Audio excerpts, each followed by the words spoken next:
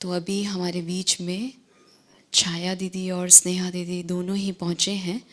आप दोनों ही बैंगलोर से हैं और हमारे जो स्पार्क विंग के कोर मेंबर भी हैं आप। बहुत अच्छा आपने बाहर शेड्यूल पढ़ा होगा, उसमें जो स्पार्क के लिए बाप दादा ने बहुत सारी बातें बताई हैं। तो छाया दीदी हमारे साथ वो सब डिस्कस करेंगे और साथ में स्नेहा बहन हैं। जो भी हमारी बुक्स हैं स्पार्क की, काफ़ी सारी बुक्स आपने देखी होंगी बाहर स्टॉल पे, तो उस बुक्स को कैसे रीड करें और कैसे उससे हम औरों की सेवा भी करें। तो ये कंटिन्यू सेशंस रहेंगे 4 to 5:30। तो बहुत अच्छा एक रिफ्लेक्शन भी होगा, क्योंकि चीज़ें थ्योरेटिकल में आप सब जानते हैं बहुत अच्छे से, लेकिन उसको प्रैक्टिकल में कैसे प्लान करना है, इसका हमको दोनों दीदियाँ हमारे सामने बैठी हैं, वो आप सभी को शेयर करेंगे।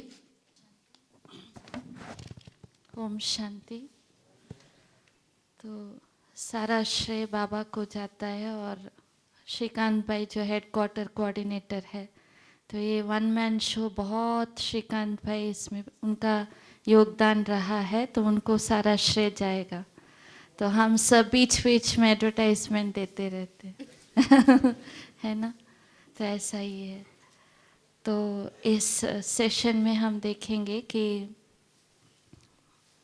बहुत कुछ आज दिन तक हमने सुना है, और कल भी क्लास के बाद डॉक्टर सचिन भाई के क्लास के बाद हम 3 प्रश्न दिए थे। तो हम जानते समय बहुत कम था, इसीलिए हम इतना रिफ्लेक्ट नहीं कर पाए। तो ज्ञान में जब से आए हैं, तो बचपन के दिन में बहुत जो सुना वो अनुभव करते जाए। नहीं, बाबा बहुत मदद करते थे, अनुभव करते, बैठ के हमें अपने लिए समय देते, थोड़ा अपने से बातें भी करते और उसकी गहराई में जाते, उसकी रहस्य राज को समझने की प्रयत्न भी करते। तो धीरे धीरे वो समय कम होता गया। तो सुनते जा रहे, हम सुनते जा रहे, लेकिन बचपन के दिन कभी नहीं भूलना है। तो हम अभी उसी रिफ्लेक्शन को लेकर के कल की जो डॉक्टर सचिन भाई की क्लास थी, तो उसको ही और गहरी रीति से हम मनन चिंतन करेंगे। और उससे पहले हम एक महावाक्य आपको सुनाना चाहते हैं, जो बाबा स्पार्क के लिए भाई बहनों के प्रति उच्चारे थे। तो ये 27 to 1996 की है। ज्ञान सरोवर में स्पार्क मीटिंग के लिए आए हुए भाई बहनों के प्रति, तो सभी रिसर्च करने के लिए इकट्ठे हुए। तो हर सेकेंड, हर घड़ी हमें याद रखना है कि हम जो सोच रहे, जो कर रहे हैं, जो कदम उठा रहे, उसमें कुछ ना कुछ रिसर्च है ही। तो अच्छा है, तो जितना अंतर्मुक्ता के कमरे में बैठ रिसर्च करेंगे, उतना अच्छे से अच्छी बहुत टचिंग होंगी। तो अंतर्मुक्ता क्या है, कमरा क्या है, एक रिसर्च लैब है। तो लैब में हम और हमें जो करना है, ये 2 ही चीज़ें हैं। तो हमें जो रिज़ल्ट मिलना है उस पर हमारा फोकस होगा, हम और हमारा लक्ष्य होगा, और इसी टचिंग से अनेक आत्माओं को लाभ भी मिलेगा। तो बहुत अच्छा है, करते रहो, लेकिन प्रयोग और योग दोनों का बैलेंस रखते हुए आगे बढ़ते चलो। बाकी अच्छा है, जितना मनन करो उतना ही मक्खन निकलता है। तो कोई ना कोई अच्छा मक्खन निकालेंगे जो सब में शक्ति भरेगी। तो हम जो प्रोजेक्ट लिए हैं, जो क्लासेस चले हैं, तो 3 दिन से जो सुन रहे हैं, तो सुने हैं, लेकिन उससे मक्खन भी निकालना है। तो रिफ्लेक्शन पॉइंट्स हम देखते हैं। क्लास के बाद 3 प्रश्न आपसे पूछे गए। तो पहला प्रश्न था उस क्लास का सार क्या है। तो रिफ्लेक्ट करेंगे हम, थोड़ा रिवाइज करेंगे क्लास में क्या था, क्लास का टॉपिक क्या रहा। तो बाबा's ज्ञान एज शॉक अब्जॉर्बर, राइट। तो सचिन भाई का क्लास था, तो उसमें कौन से झटके लगते हैं वो भी वो सुना दिए हैं। बहुत हमने अनुभव भी किए हैं और आगे ऐसे झटके अनुभव भी करने वाला है, राइट। तो उसके बाद उन्होंने हर इसके लिए समाधान भी सुनाए, क्या करने का है, सारे दिन में कौन से स्वमान का अभ्यास करना है, फिर हर इसके लिए शौक के लिए, हर झटके के लिए हर एक समाधान बहुत सुंदर सुनाए। तो हम पहला क्वेश्चन लेंगे। जब हम रिफ्लेक्ट कर रहे हैं तो रिफ्लेक्शन में क्या होता है, जैसे आपके सामने एक मिरर है, दर्पण है, राइट। तो मिरर जैसे आप जो करेंगे, जो सोचेंगे, वही आपको रिफ्लेक्ट करता जाएगा। तो उसकी विशेषता क्या है? रिफ्लेक्ट करना। तो हम जो सोच रहे, मनन कर रहे हैं, तो मिरर हमारे अंदर ही है। मन बुद्धि इन दोनों की संभाषण चलती है। तो वो दर्पण हमारे अंदर ही है। तो जब रिफ्लेक्ट करने जा रहे हैं तो सोचे कि वो रिफाइननेस बुद्धि से मुझे वापस रिफ्लेक्ट हो रहा है, वो गुह्यता, वो राज जो है वापस मेरे मन को टच कर रहे हैं। ये एक्सरसाइज हमको करना है। तो पहला जो प्रश्न था, उस क्लास का सार क्या है? सार मतलब जैसे बाबा 4 पेज की मुरली सुनाते, उसमें सार बहुत ही पावरफुल, बहुत ही शक्तिशाली, सारे मुरली का रहस्य, सीक्रेट उसमें होता है। ठीक है। तो हम अभी 2-3 मिनट के लिए आप इधर उधर नहीं देखेंगे। जो आए हैं आए, गए, जाने वाले जाएंगे, लेट पहुंचने वाले पहुंचेंगे, आजू बाजू नहीं देखेंगे हम। और अभी हमारा रिसर्च लैब, हम एक रिसर्च लैब कमरे में बैठे हैं, हम अकेले हैं, ठीक। तो अभी उस सेशन का सार सोचिए, जिस्ट क्या था, सार क्या था।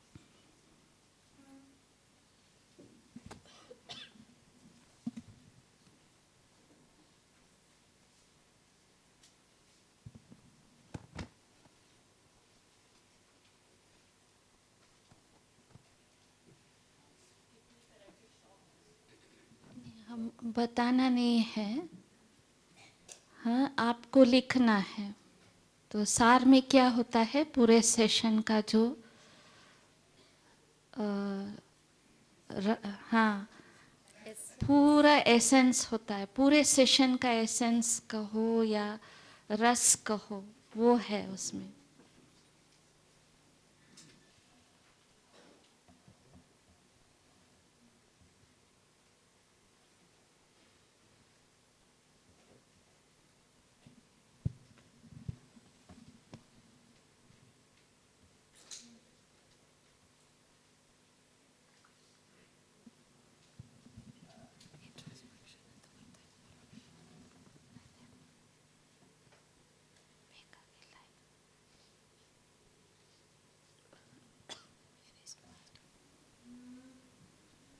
अनुभव करें कि हम डीप साइलेंस में मन बुद्धि को एकाग्र करते हुए अंतर्मुक्ता के कमरे में है। ये साउंड प्रूफ कमरा है, बाहर की कोई आवाज,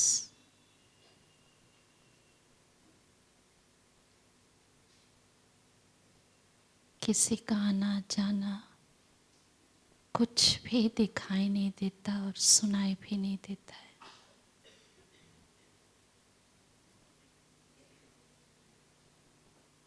अपने मन में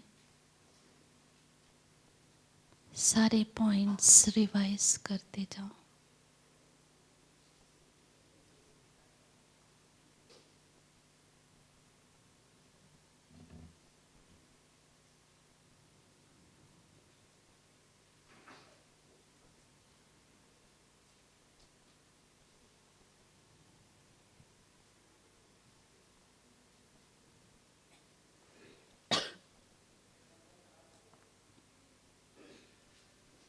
अंत में मुझे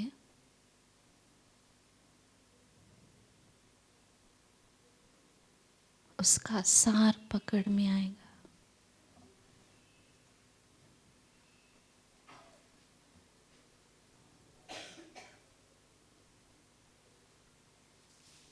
हम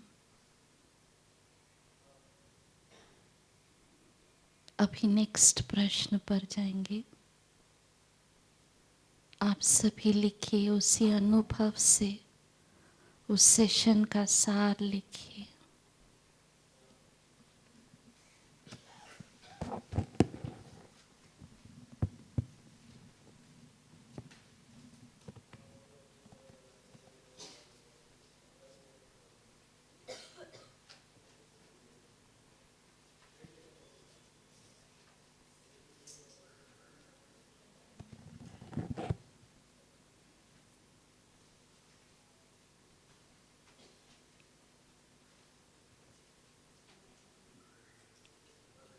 मुझे बहुत पॉइंट्स समाधान के मिले।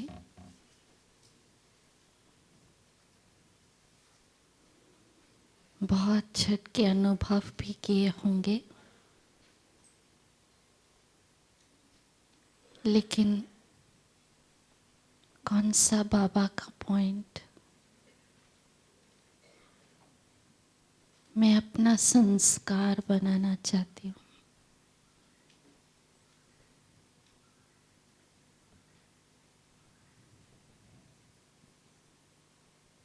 कौन सा पॉइंट समाधान उन्होंने सुनाया, अपना संस्कार बनाना चाहती हूँ।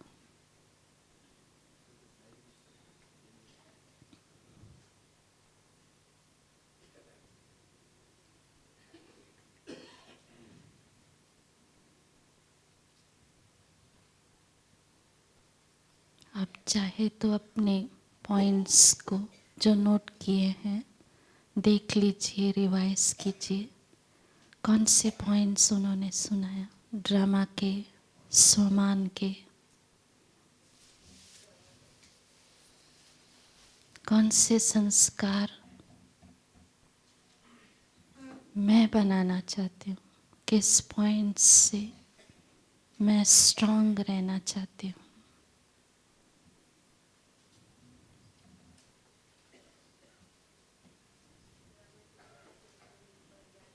कोई भी सुनाए नहीं, नोट करते जाएं।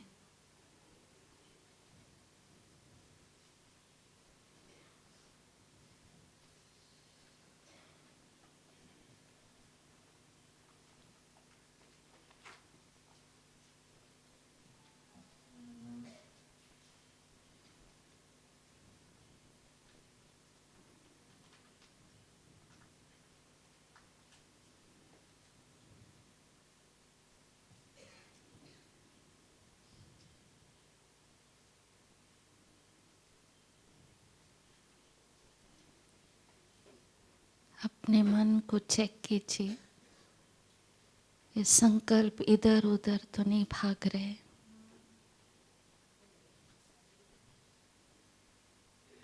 क्या मेरा मन कल जो सुने हैं उसी में है, या दूसरे संकल्प आ रहे हैं। अपने से बातें करें, मैंने कल क्या सुना,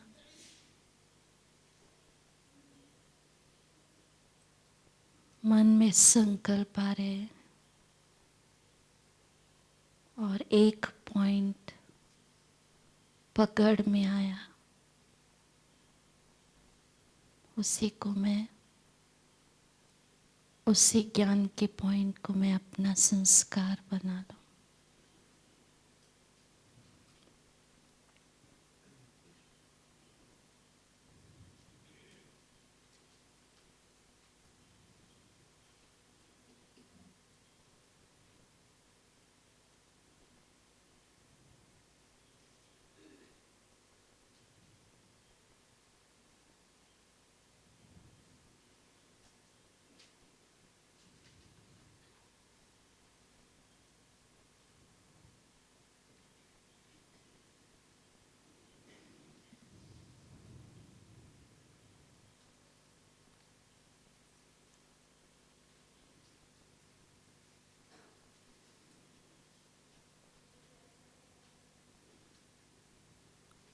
अभी हम तीसरे एक्सपेरिमेंट पर जाएंगे।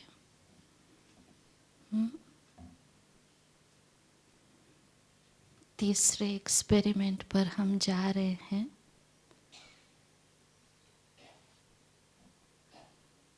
ये बहुत ही नया एक्सपेरिमेंट मेरे लिए है।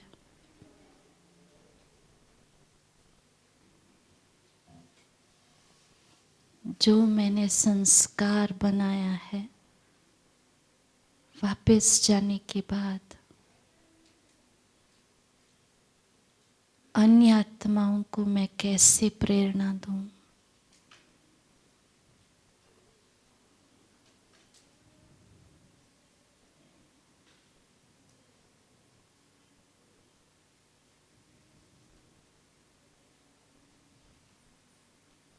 कैसे दूसरी आत्माओं को इन्फ्लुएंस करूं इस संस्कार से।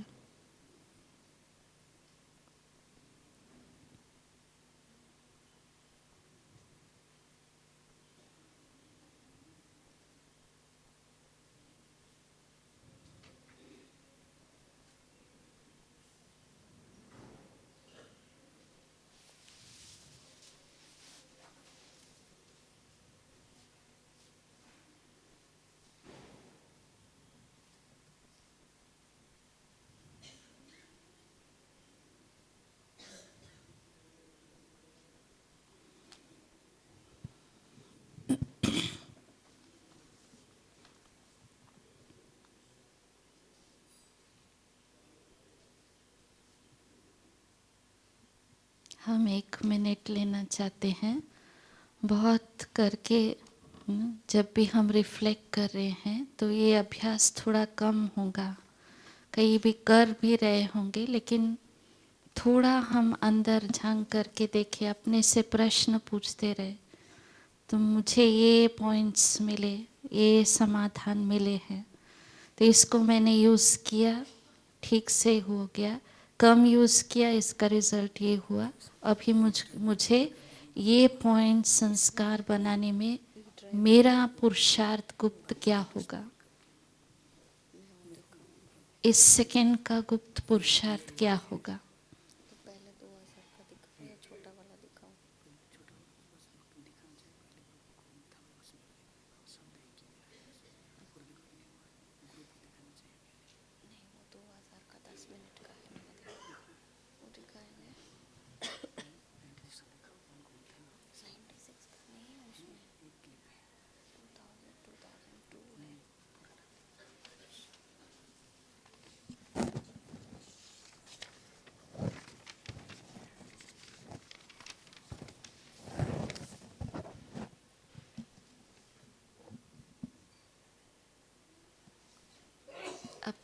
अपने से प्रश्न पूछे, इसके लिए मैं क्या गुप्त पुरुषार्थ करूं, क्यों करूं।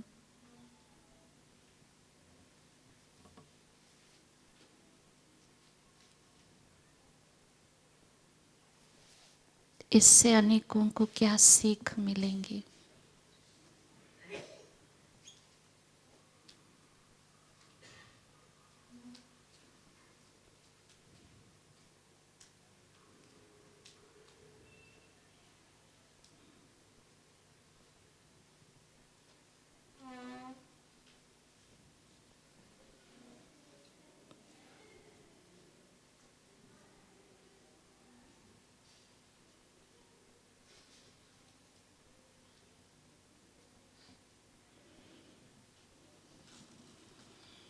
ओम शांति।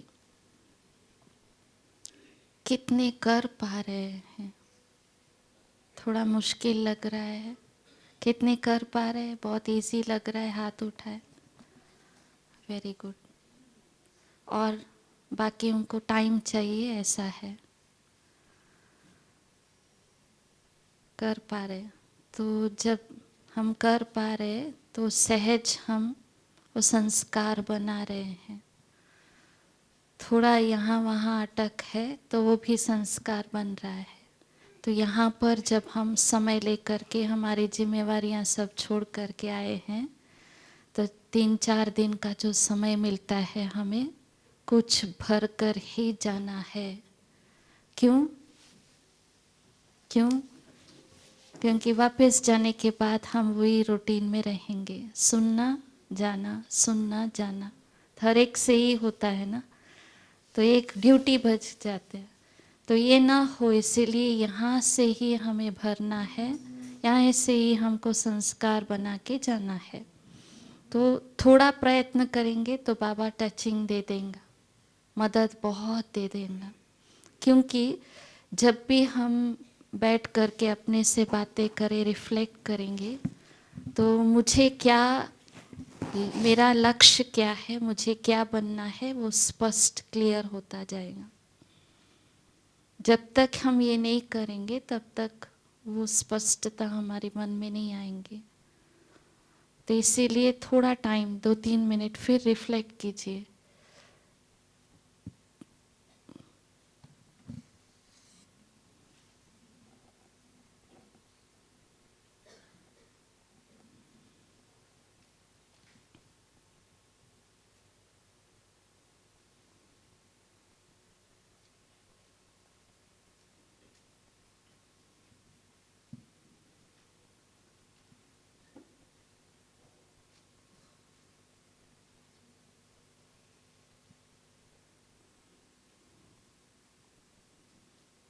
ओम शांति।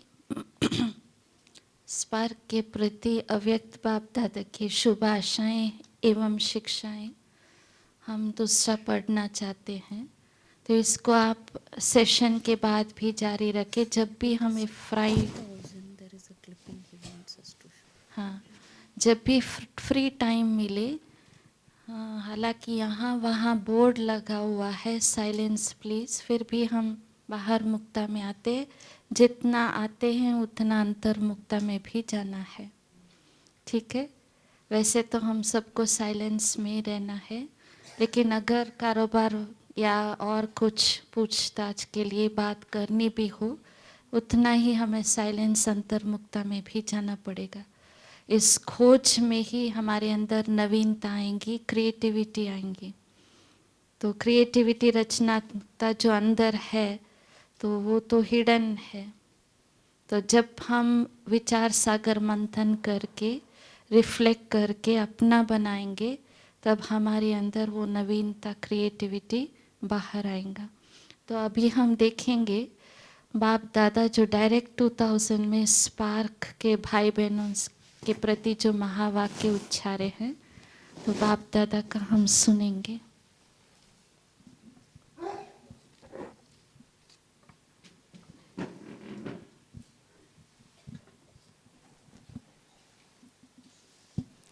ओम शांति। ये 1996 की क्लिपिंग है। अव्यक्त बाप दादा से स्पार्क ग्रुप मिल रहा है। आप देख रहे हैं स्टेज के ऊपर कितने लोग हैं? स्पार्क ग्रुप कितने हैं?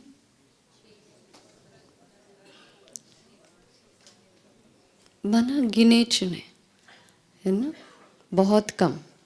अभी हम कितने हैं? अभी हम कितने हैं? 400 कम है। रजिस्ट्रेशन के हिसाब से श्रीकांत भाई जी बोलेंगे कितने हैं? 600, 700। तो इतना छोटा सा ग्रुप था, इतनी छोटी सी ग्रुप से शुरुआत हुई। बाबा, इस छोटे से ग्रुप को बाबा ने प्रेरणा दिया। तो शुरुआत में इस छोटी सी ग्रुप ने बहुत मेहनत की यहाँ तक पहुँचने के लिए। बहुत काफ़ी सारे पुराने हैं जो अब तक जुड़े हुए हैं, काफ़ी योगदान रहा। बाद में हम सब जुड़ते गए, है ना। तो आज इतना विस्तार हम देख रहे हैं। तो अगर इस छोटा सा ग्रुप बाप दादा की आशाओं को साकार करने में इतना हम कर सकते हैं, अभी 4300 मेंबर्स है। चलो वो सभी नहीं आ पाए, 700 तो आ पाए, 600 तो आ पाए। अगर वो इतना छोटा सा ग्रुप बाबा की आशाओं को साकार करने में इतना मेहनत करके इतना कुछ कर सकता है, तो हम 600 लोग, 700 लोग मिल जाएंगे, ठान लेंगे तो फिर क्या कर सकते? फ्लेम क्या ज्वाला बन सकता है बोल रहे, कर सकते हैं ना। तो अभी हम ध्यान से सुनेंगे बाबा ने 96 में स्पार्क के प्रति हमारे लिए क्या प्रेरणाएं दिया है।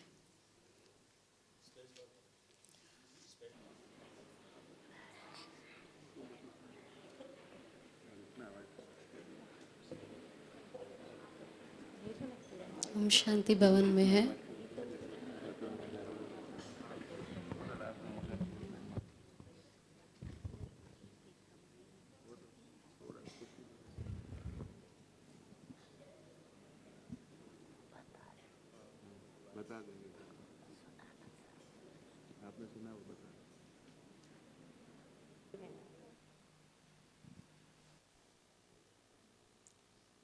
सबसे पहले चाय बहन ने जो पढ़ा वो 96 की ही मुरली थी। सभी ने ध्यान से सुना? सुना? देखो, इसका लिखत मिल सकता है लेकिन सभी ने ध्यान से सुना नहीं ना। दोबारा पढ़ते हैं, अभी देखते हैं। हाँ, सबको दिया गया है। अच्छा, कितनों के पास है? सबके पास है। कितनों ने पढ़ा?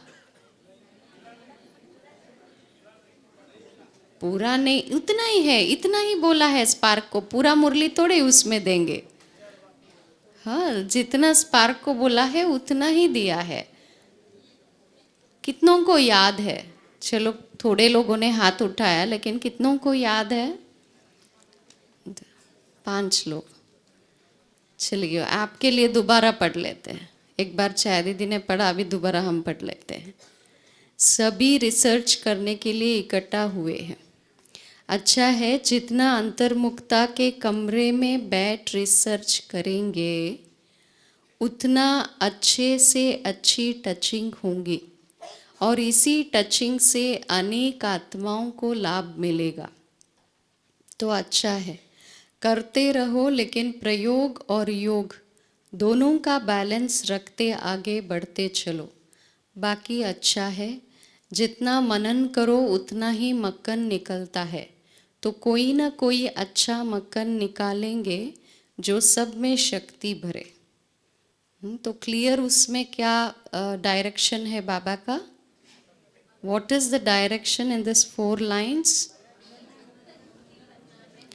अंतर्मुखता के कमरे में बैठना है, तभी टचिंग्स मिलेंगे।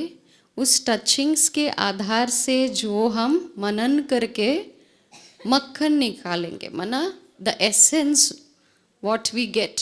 मक्खन इज द एसेंस, है ना। तो वो एसेंस सबको क्या देगा? शक्तिशाली बनाएगा। तो हमारा काम क्या है? और उसको प्रयोग भी करना है, पहले खुद में प्रयोग करना है। तो कुछ क्लिपिंग्स यहाँ पे है, सभी हम नहीं देख सकते हैं। इसमें कुछ कुछ बाप दादा का क्लिपिंग्स जो है स्पार्क के प्रति वो दिखाएंगे, क्योंकि बाबा की आवाज़ में हम सुनेंगे तो उसमें क्या होगा? उसमें बल है ना, उस आवाज़ में ही इतनी ताकत है।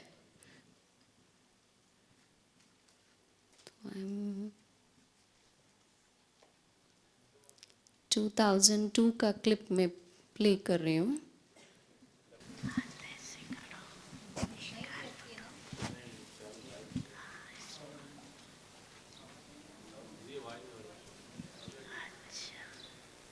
वॉइस इतना नहीं आ रहा है, नहीं आएगा भैया, और थोड़ा इसका वॉल्यूम बढ़ा सकते हैं? अच्छा, बहुत अच्छा।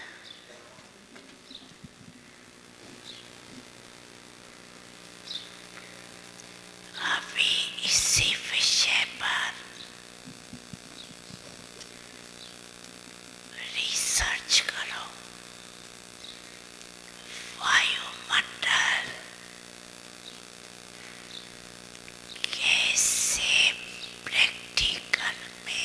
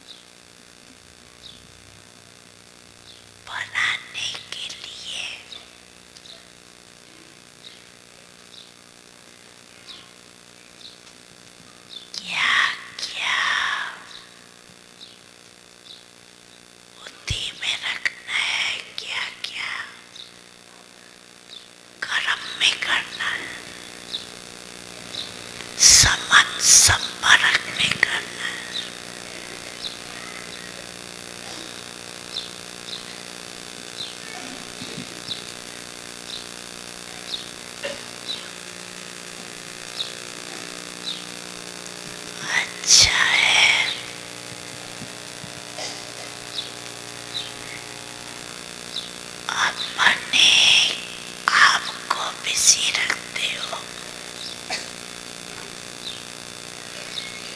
अच्छी बात है।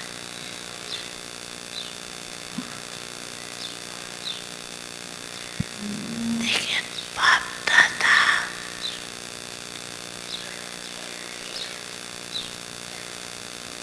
ये प्रैक्टिकल अनुभव देखने चाहते हैं कि कैसे प्रैक्टिकल किया और उसका परिणाम क्या निकला। अगर बीच में कुछ भी रुकावट आई तो क्या आई, ये अनुभव प्रैक्टिकल करके देखो। सिर्फ पॉइंट्स नहीं निकालना, ये करना है ये करना है, नहीं करो। अनुभव करके एग्जाम्पल बन के देखो और वो एग्जाम्पल औरों को भी सहयोग देगा। ठीक है ना? हाँ, ये निमित्त है ना। अच्छा बाप दादा अभी भी 15 दिन पड़ा है, अभी लास्ट नहीं हुआ है, अभी बहुत गया लेकिन थोड़ा रहा है।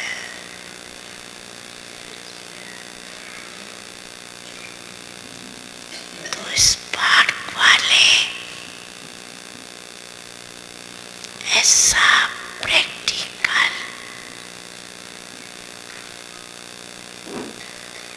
करके देखो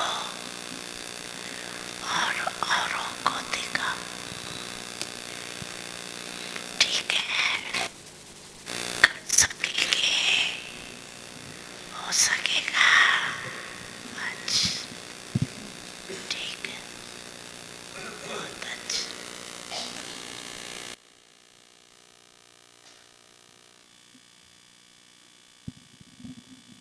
ये 2002 की मुरली है। इसमें क्या था, एक खास पॉइंट, बाबा को पता है हम क्या क्या करते हैं क्या नहीं करते, इसलिए बाबा ने बोला सिर्फ पॉइंट्स मत निकालो, है ना। काफ़ी सारे किताबें जो हमारे पास वो भी अच्छी है, क्योंकि इतनी बिजी शेड्यूल में हम लोग रिवाइज नहीं कर पा रहे 69 से अब तक की मुरली।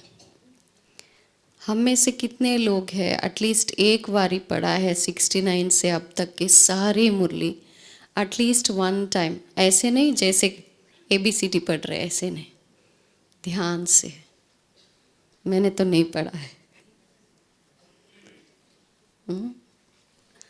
सो बिजी शेड्यूल में ऐसे भी निकाल के देते, ये भी अच्छी बात है, लेकिन ये फर्स्ट लेवल है। तो व्हाट बाबा वाज सेइंग, सिर्फ पॉइंट्स मत निकालो, क्या करो,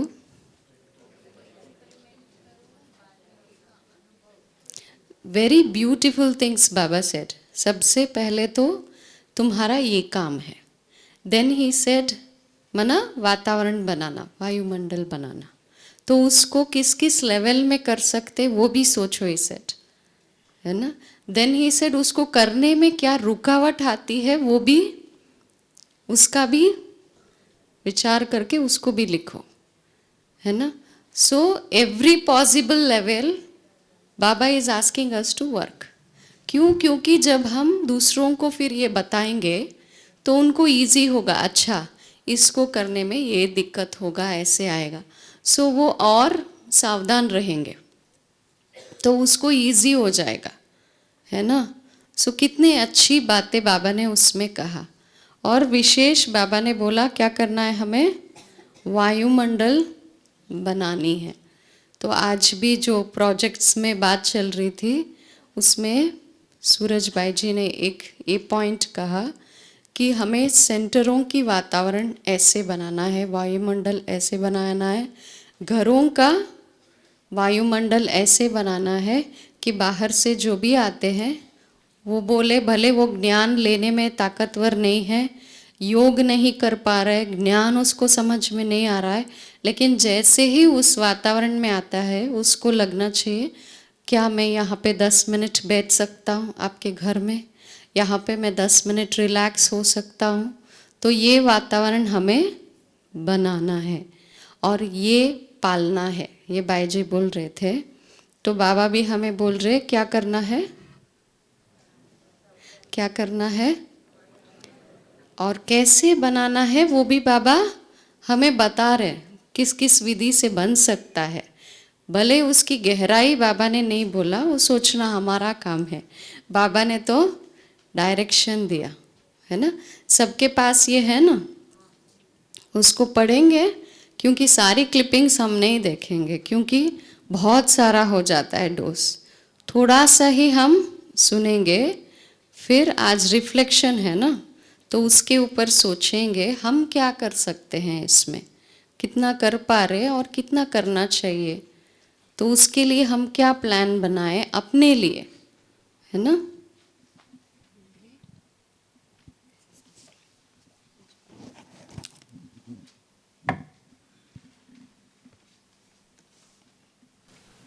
ओम शांति। तो इसमें बाबा कहते अच्छा है, बहुत अच्छा है, अभी इसी विषय पर रिसर्च करो, वायुमंडल कैसे प्रैक्टिकल में श्रेष्ठ बना सकते हैं, रिसर्च कर रहे हो ना। तो ऐसा वायुमंडल बनाने के लिए क्या क्या कर्म में करना है, संबंध संपर्क में करना है। अच्छा है, अपने आप को बिजी रखते हो, अच्छी बात है, लेकिन बाप दादा यह प्रैक्टिकल अनुभव देखने चाहते हैं कि कैसे प्रैक्टिकल किया और उसका परिणाम क्या निकला।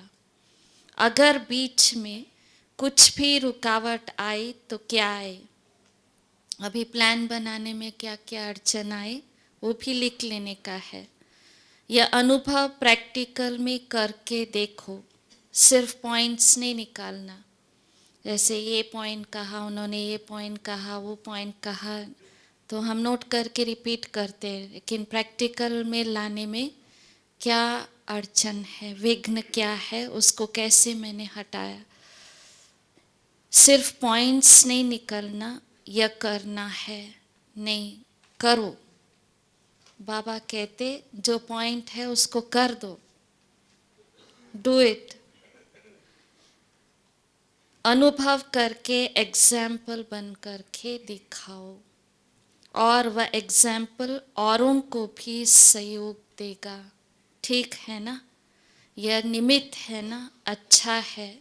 बाप दादा अभी भी 15 दिन पड़ा है ना, अभी लास्ट नहीं हुआ है, अभी बहुत गया लेकिन थोड़ा रहा है। तो स्पार्क वाले ऐसा प्रैक्टिकल करके देखो और औरों को दिखाओ।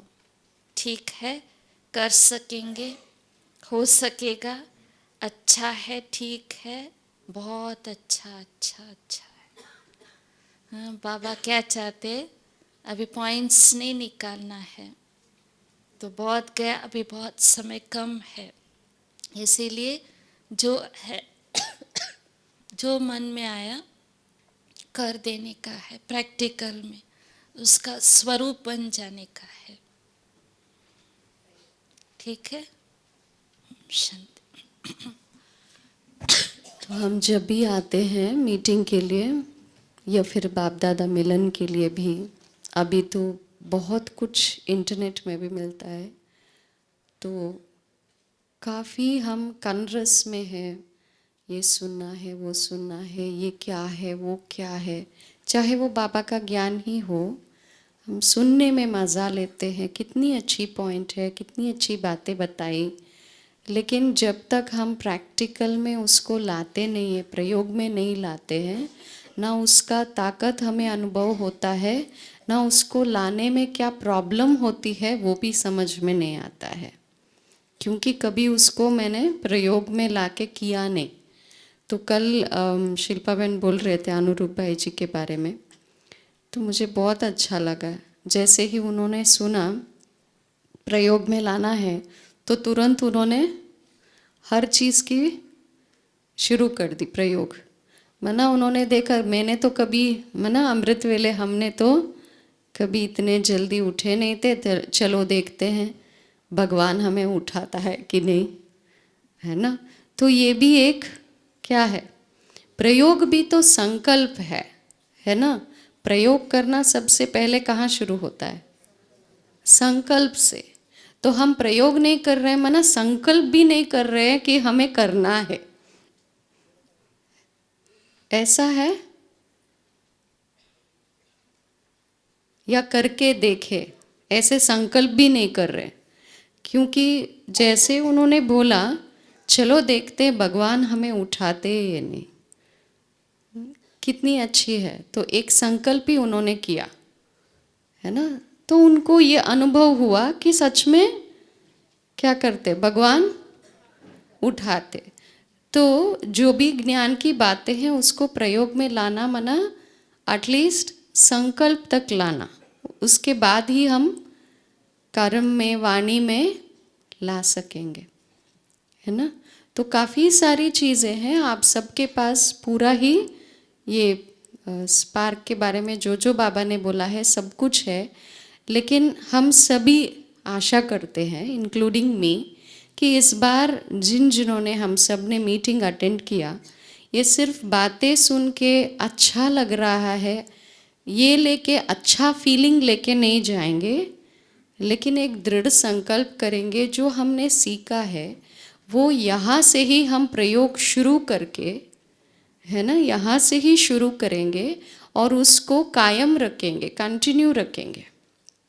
और जब हम वापस आएंगे तो हर एक प्रोजेक्ट में जो जो चीज़ें चल रही है उसको साकार में करके हर लेवल में उससे क्या लाभ हुआ, उसमें क्या डिफ़िकल्टीज हुई, सब निकालेंगे।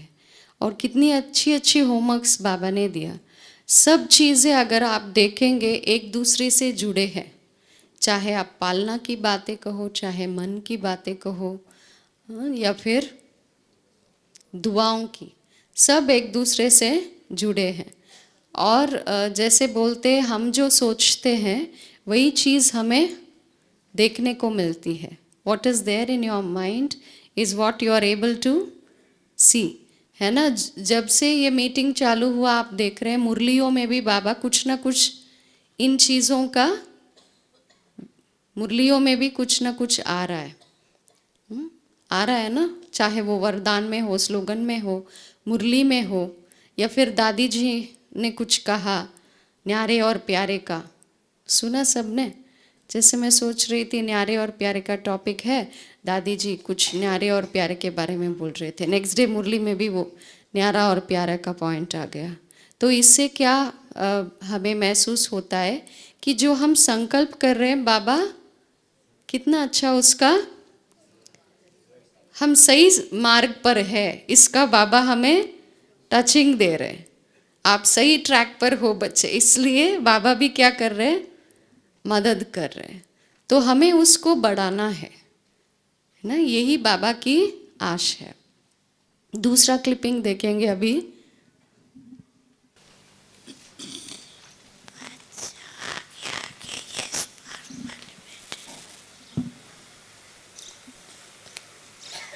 भैया आवाज थोड़ा बढ़ाइए।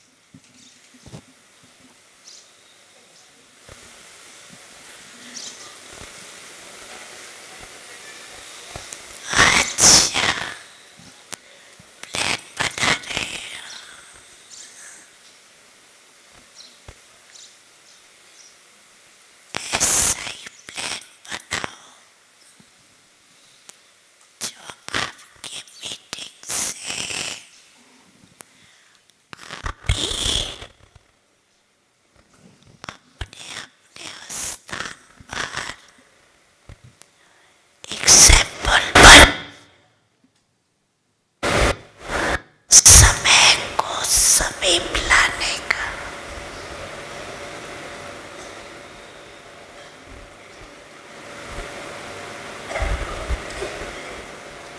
यही प्लान बना रहे हो ना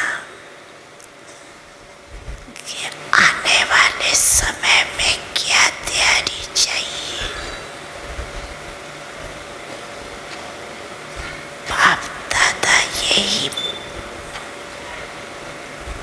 इशारा देते हैं।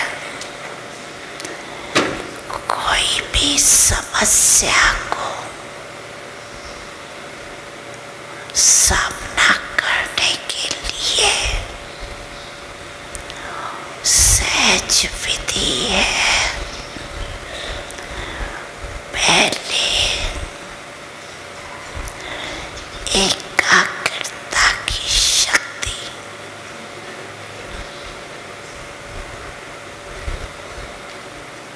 मन एकाग्र हो जाए।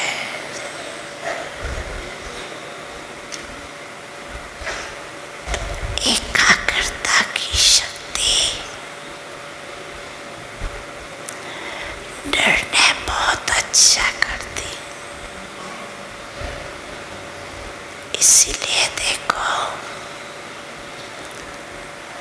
कोर्ट में भी तराजू दिखाते हैं। निर्णय की निशानी तराजू इसलिए दिखाती है, एकाग्र घंटा हो जाता है। तो कोई भी समस्या को जिस समय चारों ओर हलचल हो,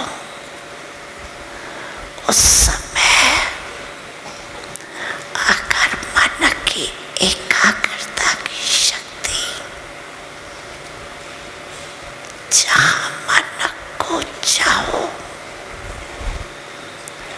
वहाँ एकाग्र हो जाए।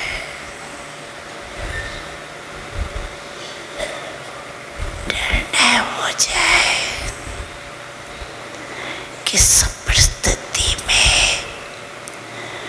कौन सी शक्ति कार्य में लाए। तो एकाग्रता की शक्ति दृढ़ता सुनाई दिलाती और दृढ़ता सफलता की चाबी। तो ऐसे अपने को एक एग्जाम्पल बना के औरों को प्रेरणा देते रहो। ठीक है ना? अच्छा है। हर एक वर्ग अपने सेवा की उन्नति के उमंग उत्साह में अच्छा है और अच्छा ही होगा।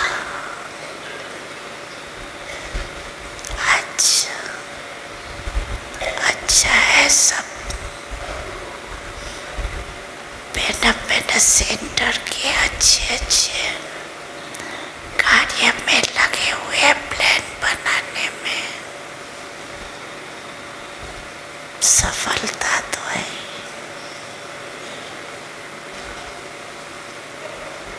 अच्छा बैठ जाओ।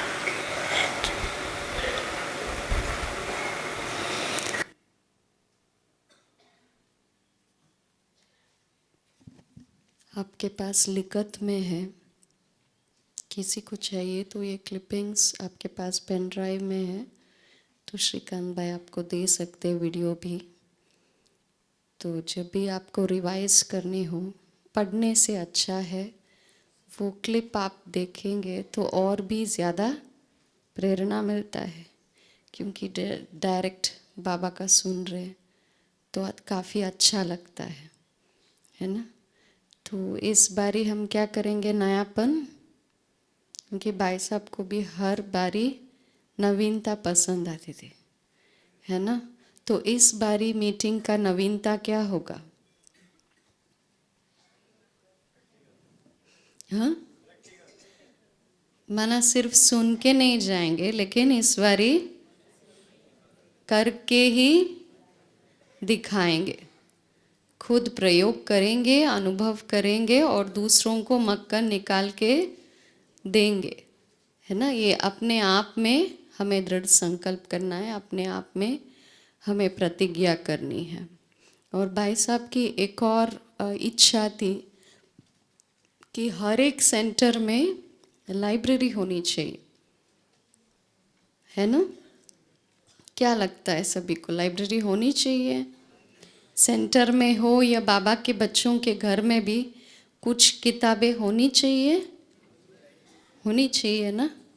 कितनों के पास, छोड़िए सेंटरों में तो होंगे, कितनों के पास सारी अव्यक्त मुरली की सेट है? सभी मुरली की, अव्यक्त मुरली की सेट है। आधे भी नहीं है,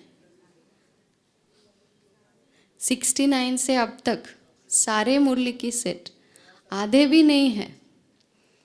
हाँ, तो हम सभी स्पार्कलर है, तो हम सभी गॉडली स्टूडेंट भी है ना। स्टूडेंट के पास सिलेबस की टेक्स्ट बुक्स ना हो, ये कैसे हो सकता है? हाँ, अभी हो जाएगी। हाँ, और काफ़ी भाषाओं में भी उसका, बाबा की मुरलियों का ट्रांसलेशन होके भी प्रिंट हुआ है ना। हाँ? हुआ है, नहीं हुआ है? अभी तक कन्नड़ा में नहीं हुआ है, ये मुझे पता है। बाकी लैंग्वेजेस का मुझे नहीं पता। आई थिंक तेलुगु में हुआ है, तमिल में मुझे नहीं पता, इंग्लिश में भी हुआ है, मराठी में हुआ है शांताराम भाई? नहीं हुआ है, क्योंकि सबको हिंदी आती है इसलिए, सबको हिंदी आती है इसलिए। लेकिन अव्यक्त मुरली एक ऐसी चीज़ है जो हर एक ब्राह्मण बच्चे के पास होनी चाहिए, पूरी ही सेट। क्योंकि हम भगवान के बच्चे के साथ साथ क्या है, स्टूडेंट भी है, गॉडली स्टूडेंट है। तो स्टूडेंट के पास सबसे पहली होनी चाहिए अव्यक्त मुरलियों की सेट। तो मुझे याद है एक बार दादी प्रकाश मणि जी जब थे, टीचरों के क्लास में उन्होंने हाथ उठवाया था कि एक तो अव्यक्त मुरली, दूसरा उन्होंने पूछा जितने भी जगदीश भाई के किताब है, सारे किताब कितनों ने पढ़ा है? ऐसे हाथ उठवाया था उन्होंने। तो ये यही चीज़ें हैं जो बेसिक फाउंडेशन है हमारे इस स्टूडेंट लाइफ के, है ना। तो क्यों हम ये लाइब्रेरी होनी चाहिए? क्योंकि काफ़ी सारी चीज़ें हैं जो हम ध्यान में नहीं देते हैं। हम वही क्वेश्चंस पूछते रहते हैं, खोज करते रहते हैं इसके आंसर्स क्या है, लेकिन हम ध्यान से मुरलियाँ पढ़ेंगे या फिर बड़ों की जो क्लासेस है, जैसे आजकल हमारे सेंटर में 94 की जो जानकी दादी जी की क्लासेस है, उसका रिवीजन कर रहे हैं हम, शाम को पढ़ रहे हैं। जो जो सिंपल क्वेश्चंस हम पूछते हैं उसका सारा उस क्लासेस में आंसर है ना। जो अभी शायद वो क्लासेस ऑडियो मिलना थोड़ा मुश्किल होगा, ढूंढने से मिल भी जाएंगे, लेकिन वो किताबों में पब्लिश्ड है। ज्ञान सुमन हो, ज्ञान सुधा हो, ऐसे बड़े बड़े जिनके भी क्लासेस है उसकी किताब है, उसमें सब कुछ है। और बार बार हम वही बेसिक क्वेश्चंस पूछते हैं, अशरीरी क्या है, विदेही क्या है, देहाभिमान क्या है, उसमें सब कुछ था। तो मैं सोचती थी अरे पहले तो यही सवाल मैं जाके एक बार जयंती बहन जी से पूछा कि कुछ चीज़ें हैं, अभी तो दादियाँ इतने विस्तार से क्लास नहीं करते हैं, तो उनका चेंज हो गया है ना। तो दादी सिंपल वे में बताते हैं, हम सबको बाबा की याद दिलाते, हम सभी कौन हैं, हम किसके बच्चे हैं, तो वो नशा चढ़ाते हैं। लेकिन पहले के क्लासेस में बहुत सारा ज्ञान का स्पष्टीकरण होता था, कुछ राज ऐसे बताते थे। तो मैंने दीदी से पूछा, दीदी ऐसे कुछ सवाल है तो फिर हमें जवाब कहाँ से मिलेगा? तो दीदी ने बड़ा सुंदर जवाब दिया, ऐसे कोई क्वेश्चन नहीं जिसका दादी ने कभी आंसर ना दिया हो। होगा, तुम्हें ढूंढने की ज़रूरत है, पुराने क्लासेस में जाओ, उसमें मिल जाएंगे। ऐसे उन्होंने कहा, है ना। कितने लोगों ने पढ़ा होगा दादी का क्लासेस, या अभी भी पत्र पुष्पा में उसकी रिवीजन होती है ना। तो उसमें बहुत सारी चीज़ें हैं जो हमारे बड़ों ने क्लियर किया है, जो हमें डायरेक्टली समझ में नहीं आ रहा है बाबा का, लेकिन उन्होंने उसको रिफाइन तरीके से हमारे सामने रखा है। बस देर किस बात की है कि हमें उसको ढूंढना है और उसको पढ़ना है। तो क्यों ये लाइब्रेरी इज़ वेरी इम्पॉर्टेंट? एक तो हम स्टूडेंट हैं, दूसरा काफ़ी जगहों में ऐसे है कि काफ़ी सारे भाई बहनें हैं जिनको पढ़ना नहीं आता है, या फिर टाइम नहीं मिलता है, या फिर उनको आदत नहीं है पढ़ने की। Book reading is also a habit है ना। सबको इंटरेस्ट नहीं लगता है किताबें पढ़ने में, सभी को इंटरेस्ट नहीं आता है, लेकिन ये एक ऐसी आदत है कि वो हमारी लोनलीनेस को मिटा सकता है। काफ़ी सारे मैं भाई बहनों को देखती हूँ, फिर मेरा विचार आता है कि जब वो अकेले रहते हैं घरों में, बच्चे जो होते हैं वो अब्रॉड रहते हैं या कामकाज में जाते हैं, अकेले रहते हैं। चलो अभी तो साधन बहुत है, पीस ऑफ माइंड चैनल है, या फिर इंटरनेट है, या फिर फ़ोन में भी वो क्लासेस सुन सकते हैं, लेकिन पहले इतने साधन नहीं थे, और आगे जाकर भी ये काम करता है इसका कोई गारंटी नहीं है ना, कि पावर की कोई गारंटी नहीं है ना। लेकिन किसकी गारंटी है? जो किताब हमारे पास है उसकी गारंटी है, हम कभी भी पढ़ सकते हैं, रिवाइज कर सकते हैं, लेकिन सभी को आदत नहीं है। मैंने देखा है, ये मेरी एक्सपीरियंस है, कि बहुत सारी माताएं जब अकेले हो जाते हैं, बच्चे भी दूर दूर चले जाते हैं, दे फील वेरी लोनली।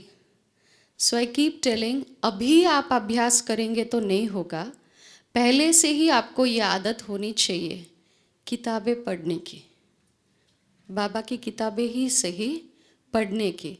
क्योंकि आफ्टर एन एज, शरीर का उम्र हो जाता है, तो हम फिज़िकल सेवाएं ज़्यादा कर नहीं पाएंगे। चलो हम करते थे, लेकिन ये बॉडी अभी सपोर्ट नहीं करता है, ज़्यादा फिज़िकल सेवा सेंटर में नहीं हो सकता है।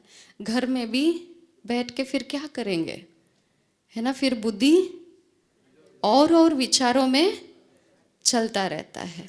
इसको रोकने के लिए सबसे अच्छा तरीका है कि हमें पहले से ही आदत होनी चाहिए, बाबा की जो भी मुरली हो, क्लासेस हो, कुछ भी हो, बाबा की किताबों को पढ़ने की जो आदत है ना, वो कभी हमें वो लोनली फीलिंग नहीं आएगी। ये भी एक मैंने देखा है, काफ़ी सारी भाई बहनें बेंगलुरु में मैंने देखा जिसको ये किताबें पढ़ने की इंटरेस्ट है, वो कभी कंप्लेन नहीं करती है कि आई एम फीलिंग लोनली।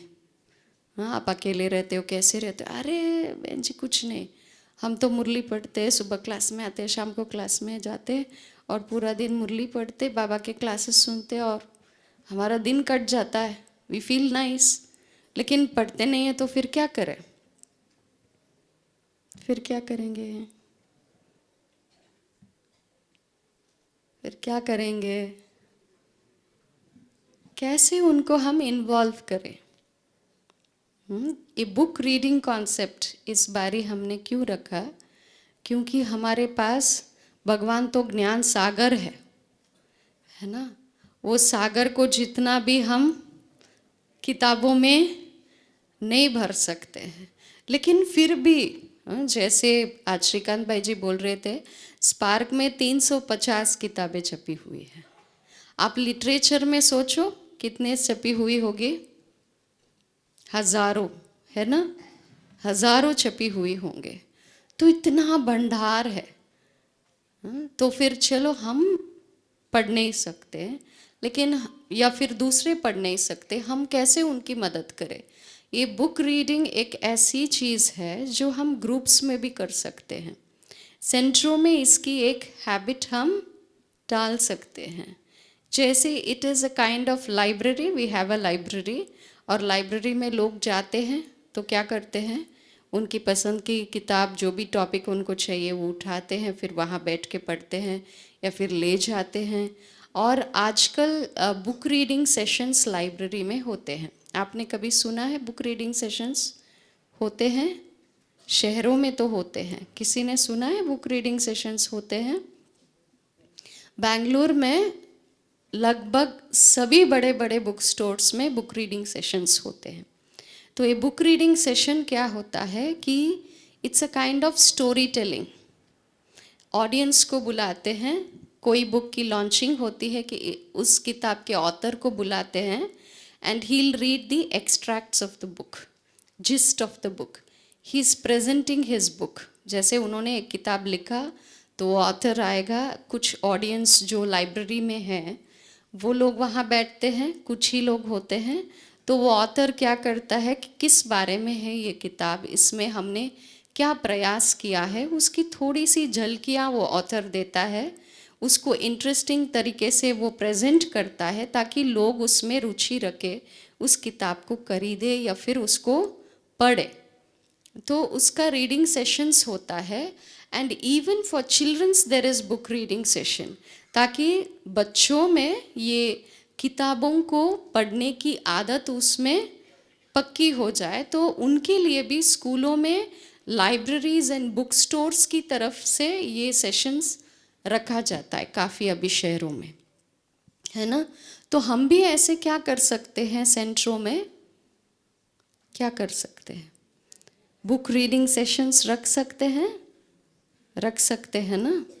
आधे घंटे के लिए क्यों ना हो कि हम टारगेट रख के रोज़, सोचिए हमारे सेंटर में 40 लोग आते हैं या 20 लोग आते हैं स्टूडेंट्स, उसमें से 3 लोग इंटरेस्टेड है तो भी कोई बात नहीं। हमारी टीचर बहन बहुत बिजी है, कोई बात नहीं, हम उनसे परमिशन लेके हम पूछ सकते हैं, दीदी ये जो लाइब्रेरी में किताब रखा है हम यहाँ ही बैठ के पढ़ते हैं, 3-4 भाई बहनें, कोई एक निमित्त बनेगा, एक पढ़ेंगे फिर बाकी 3 सुनेंगे, है ना। उससे क्या होगा, जो पढ़ नहीं पाते हैं उनको हम सहयोग देते हैं। सो सिर्फ पढ़ना नहीं है, उसको उस तरीके से पढ़ना होता है कि उसमें रुचि आए, फिर वो अनुभव भी करे, इंटरेस्टिंग लगे, फिर उसको वो पूरे दिन उसका मंथन करे, उसके बारे में सोचे, फिर उसके बारे में वर्क करे, है ना।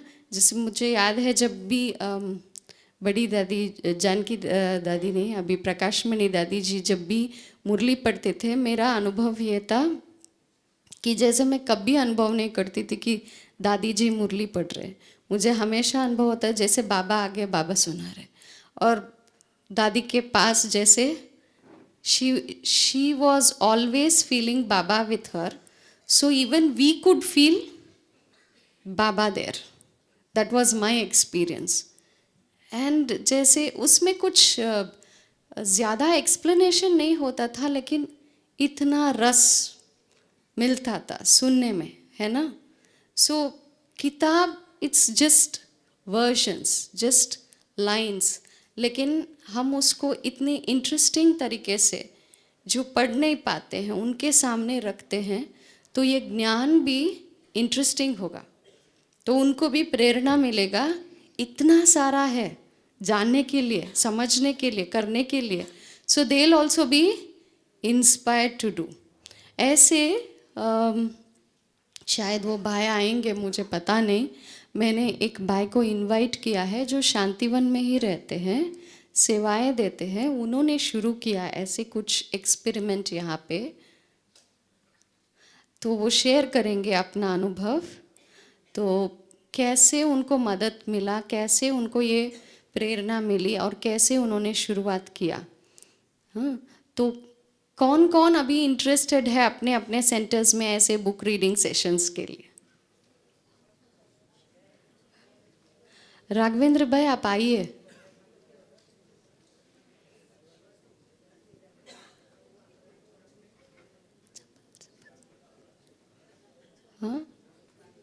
कितने अभी जाके अपने सेंटरों में लाइब्रेरी खोलेंगे? चलो, आपकी दीदी लाइब्रेरी खोलने के लिए बोलेंगे जगह नहीं है, अरे इतने सारे किताब कहाँ पे रखेंगे? तो एटलीस्ट आप बोलेंगे दीदी आप नहीं लाओ, लेकिन हम लाके इतनी सी जगह में इतनी सी जगह दे दीजिए, हम रखेंगे। कोई किताब न भी रखे तो एटलीस्ट क्या रखेंगे? क्या रखेंगे? अव्यक्त मुरली की कलेक्शन ज़रूर रखेंगे, और हमारे बड़ों की क्लासेस की किताब ज़रूर रखेंगे, और हिस्ट्री जो हमारी यज्ञ के हिस्ट्री है वो भी ज़रूर रखना है। तो एक मैं बिफोर इंट्रोड्यूसिंग राघवेंद्र भाई, मैं कुछ ये पढ़ना चाहती हूँ कि कैसे कैसे किताबें छपी हुई है स्पार्क में।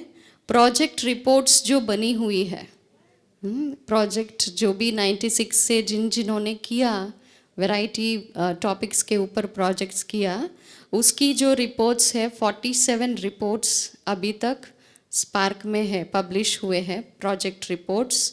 और हिंदी किताबों की जो कलेक्शन है, मुरली की कलेक्शन हो या किताबें हो, 131 हिंदी बुक्स है, उसमें सबके सब मैक्सिमम मुरली कलेक्शन बुक्स है except 40 in that 130. So around 190 of the कितने 90 of them are Murli collection. तो आप जिस भी टॉपिक पर जानना चाहते हैं उसकी कलेक्शन आपको मिल जाएगी इजीली, आपको ढूंढने की ज़रूरत नहीं। 69 से लेकर अभी तक इस विषय पर बाबा ने क्या बोला है तो इजीली अवेलेबल है। तो बहुत सारी, मैं दिखाने के लिए बस एक एग्जाम्पल यहाँ पे लेके आई हूँ, दिनचर्या। इसमें दिनचर्या के ऊपर बाबा ने हमारी अलौकिक दिनचर्या कैसी होनी चाहिए, तो बाबा ने जब जब भी उसके बारे में बोला है उसका सारा कलेक्शन इसमें है। और सिर्फ दिनचर्या कैसे हो ऐसे नहीं, उसके राज भी, इस दिनचर्या को फॉलो करने से हमें क्या लाभ होता है, उसके पीछे का राज क्या है, वो सारी चीज़ें एक टॉपिक के ऊपर बाबा ने अन्य मुरलियों में कुछ कहा होगा, वो सारी कलेक्शन इसमें आपको मिलेगा। इंग्लिश की पेपर प्रेजेंटेशंस लगभग 100 है। तो इसमें और भी कुछ किताबें हैं, जैसे मनसा सेवा है, विघ्नों पर विजय, मुरली में आने वाली कहानियाँ और कहावतें।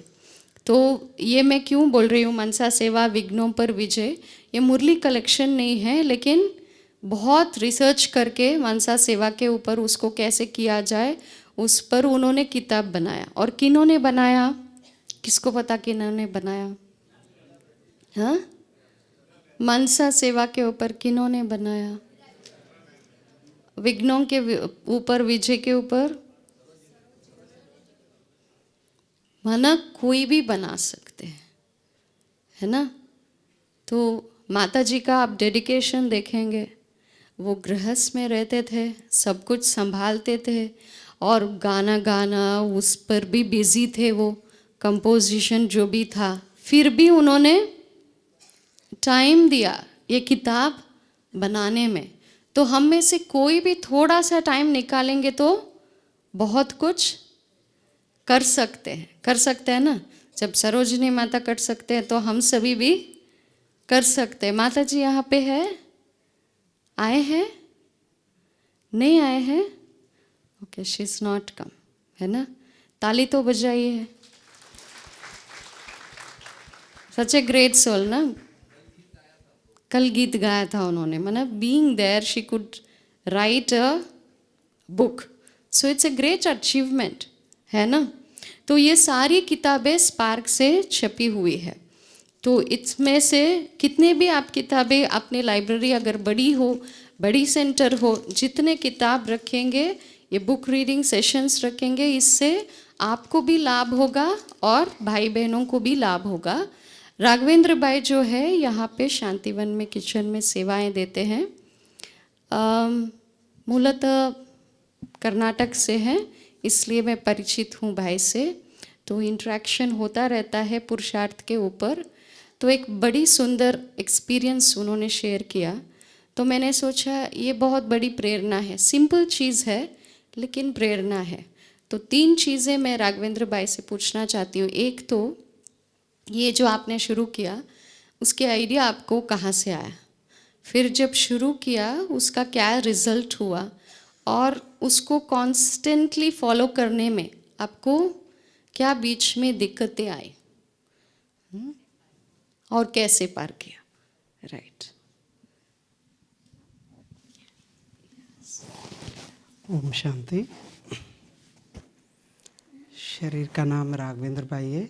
मैं यहाँ शांतिवन में किचन डिपार्टमेंट में सेवा देता हूँ। यहाँ मधुबन में, यहाँ शांतिवन में भी रहते हैं। तो क्योंकि यहाँ एक ही लक्ष्य है, हम क्यों आते हैं यहाँ, तो हमें एक लक्ष्य था यहाँ आने को भी, और सबको भी रहता है, लेकिन उसी लक्ष्य को लेकर के पल पल लास्ट तक चलना, वो भी हमारा बड़ा पुरुषार्थ है।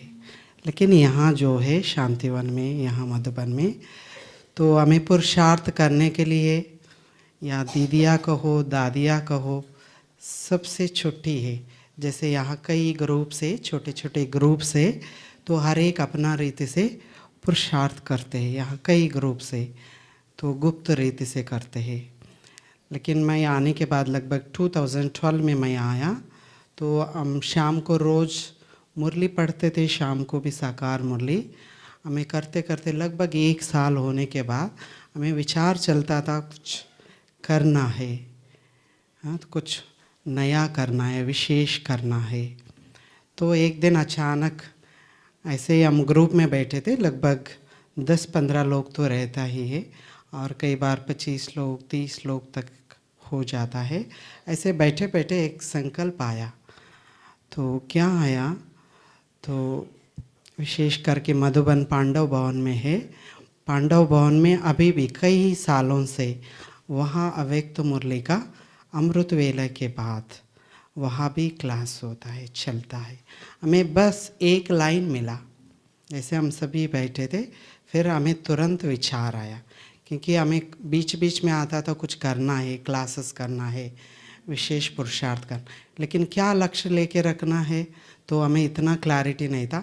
बट ये एक लाइन मिला, वहाँ भी चलता है, हमें क्यों नहीं करना है।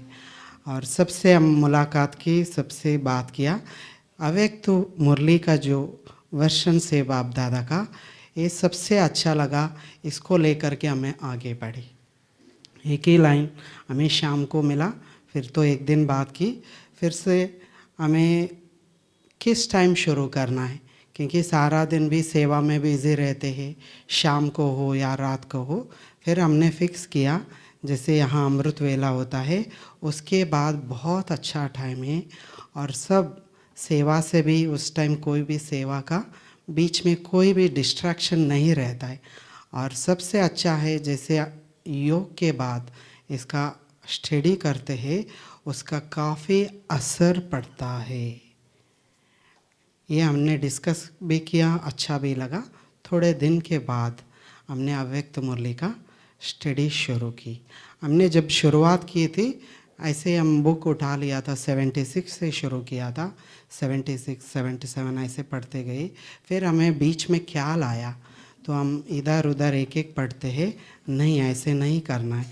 फिर हमने 69 से शुरू किया, 69 से लगभग 80 तक हर एक मुरली को हमने 69 से 80 तक मुरली, हमने 3 साल हो गए हमने शुरू करके। 80 तक लगभग पूरा की पूरा मुरली हमने पढ़ भी लिया। फिर उसमें भी एक एक मुरली 2-2 बार भी हमने रिवाइज भी किए।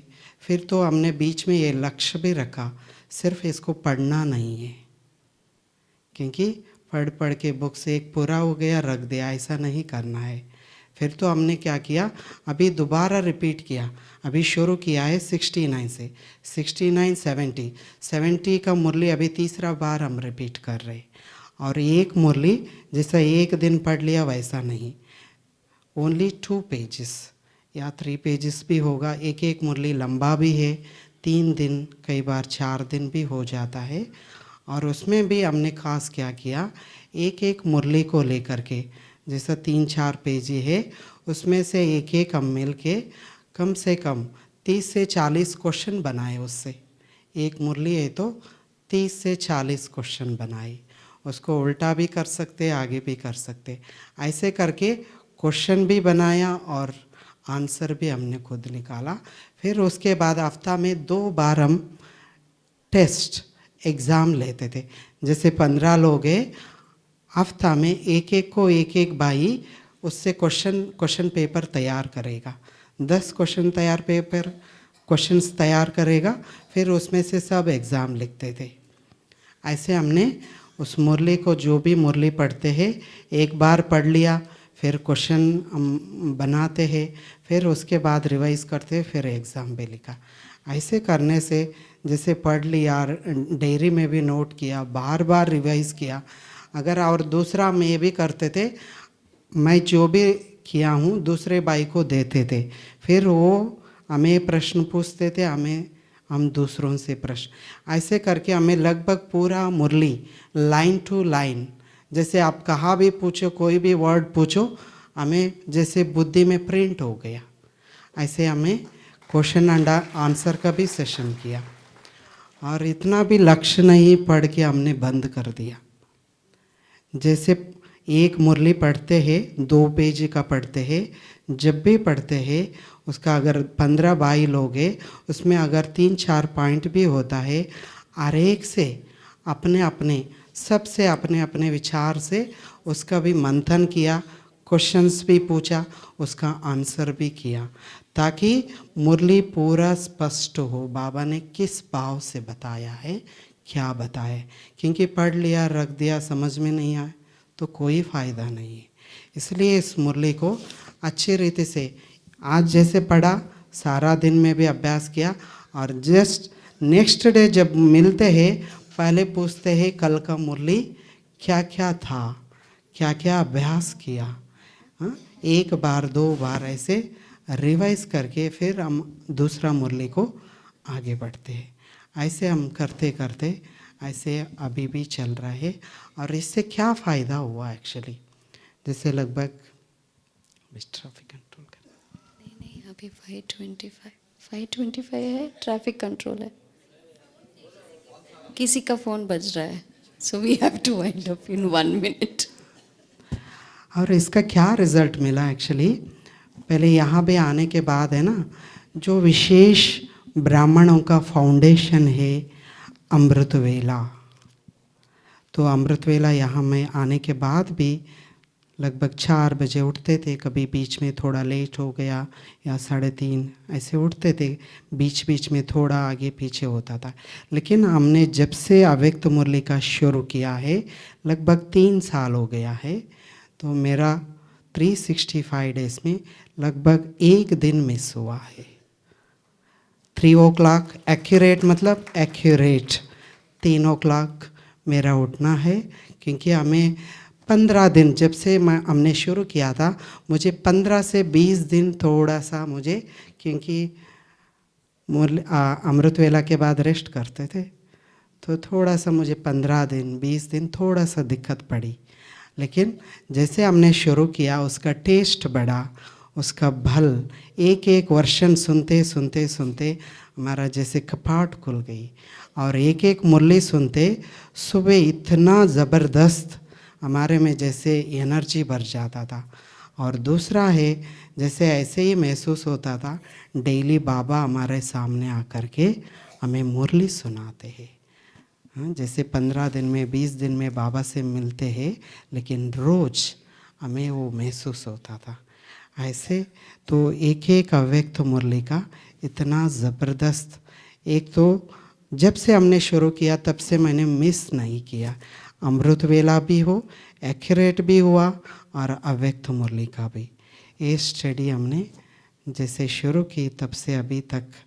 और अभी ये है हमारा लक्ष्य, जैसे पढ़ लिया, रख दिया, लाइब्रेरी बना दिया, नहीं, यहाँ पूरा लाइब्रेरी बनाना है। 40 साल का जो भी है यहाँ लाइब्रेरी बनाना है, ऐसे मेरा विचार है।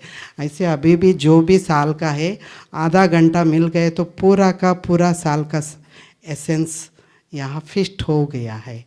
लेकिन उसका यूज़ भी कर रहे हैं, लेकिन आगे बहुत करना है। तो ये लक्ष्य लेकर के आगे चल रहे हैं। तो सब हर एक ये भी ट्राई किया तो अच्छा रहेगा, आप भी कर सकते हैं।